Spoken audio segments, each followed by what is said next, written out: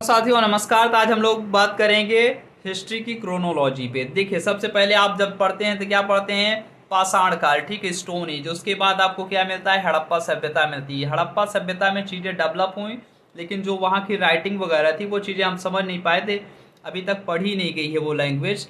याद रखिएगा। तो उस बेस पे हम क्या करते हैं, जो भी हमें एविडेंस के तौर पे मिलते हैं, चाहे वो हमारा क्या हो, स्विमिंग बाथ हो या फिर जो भी ग्रेनरीज वगैरह रखने का हो या पोर्ट वगैरह हो, उसके बेस पे हम सारी चीजें अनुमान लगाते हैं। ठीक है साथियों।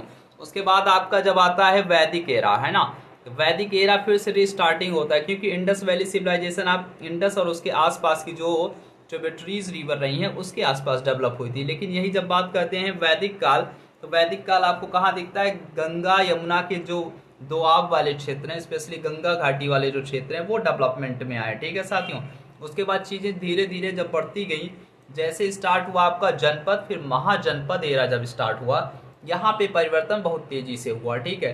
बुद्ध काल और महाजनपद काल, याद रखिएगा, बुद्ध काल महाजनपद काल इसे बोला ही जाता है, या फिर इसे क्या बोलते हैं? द्वितीय नगरीकरण का काल भी बोलते हैं। तो पहला नगरीकरण का काल कब मिलेगा?